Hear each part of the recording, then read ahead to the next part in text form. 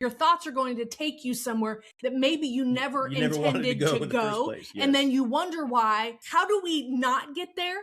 We pause and we consider. And what do we consider? The implications or the effect of what? The effects of my actions, my behaviors, my thoughts, my desires. Desires in itself are not bad. Thoughts in itself are not good or bad. They don't have a good or bad thing. It's what we do. It's acting upon them. It's taking them one step further that can get us into trouble or get us into a place. Our thoughts could be good or bad. Correct. I'm not correcting you. No, but you're helping me define. Yeah. Which I think is our thoughts could be bad. Yes. And you start eating of that bad thought if you do it. Correct. Right. Or but I like what you're saying too. Doing is also living in it. You may not be actionable, but it's still up here and it's growing. That's action. Because we think about, we could go into a lot of, so a man thinks in his heart. So a man, and it's not the, well, I never did it. I didn't steal. I thought about stealing. I didn't lie. Well, I thought about lying.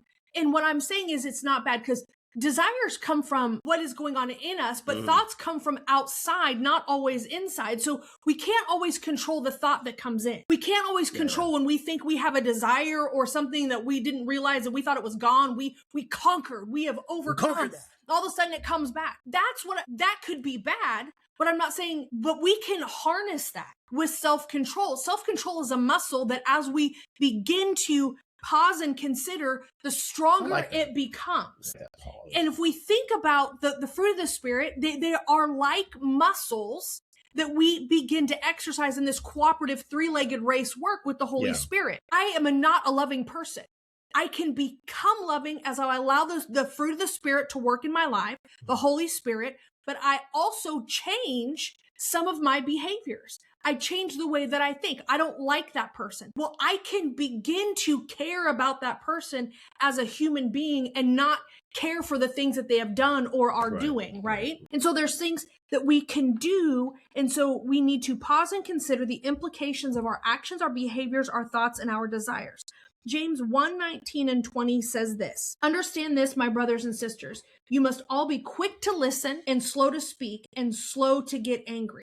Human anger does not produce the righteousness God desires. Why am I saying this? Because it helps us to understand sometimes there is a pause. Yeah. A lot of times when we're in an uncomfortable situation, we feel like we have to defend ourselves, we have to explain, we have to do all of those things, or we just don't listen. And when I'm saying, the reason I'm saying that is because we can also listen to ourselves, taking that pause, taking that moment and saying, you know what? I don't have to act on that. I don't have to do these things. When you rely on the Spirit, you pause before reacting. You choose before speaking. Really, you respond instead of exploding, and I think these are some of the things that we can think about. And I want to challenge you. What are some areas in your life? And maybe you can add this to the chat box, add this to the conversation.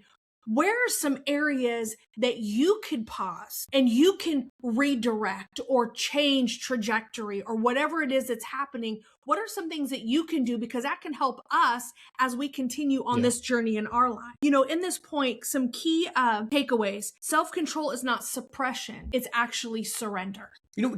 We also can't forget that this fruit of the Spirit is first for me. Yes. Before it's for others. I love that. Right? And I think that's important. We talked about this throughout this whole series that's been going on for weeks now. The fruit of the Spirit is first for you. When you read in Galatians 5 and the context of this small little part in Galatians 5:22 through 24, 25. It starts off in the beginning of, so I say, let the Holy Spirit guide your lives, and you won't be doing what your sinful nature desires. Another word in the New Living Translation says, New Living Translation says craves. Right. It craves it. So there's this battle in our life that we're constantly going through this process of sanctification. Sanctification is what? Becoming more like Jesus, right? So remembering that the fruit of the Spirit is first for me to take. Yeah. For me to eat of self-control. That's good. I'll never love others until I first love myself. I'll never have joy for others. Others can eat of joy from my life unless I can first understand that joy of the Lord is my strength. Yes. Right? Those different things like that. Don't forget that the fruit of the Spirit is first for us before it's for others. And as we're wrapping up to close, I think this pause and consider is so, I was just like, man, that is so good. I had to write that down, think on it. And I started thinking about little areas in my life that I've gotten myself into trouble. But if I would have just paused, where is this leading me? If I can even look ahead a little bit, pause and consider. So we look at it this way. So why does self-control matter anyways in the end? Well, self-control guides our thoughts. It guards our emotions and it actually governs our actions. And I love that. And I want to go back to, it also protects us. And it protects us. Yes.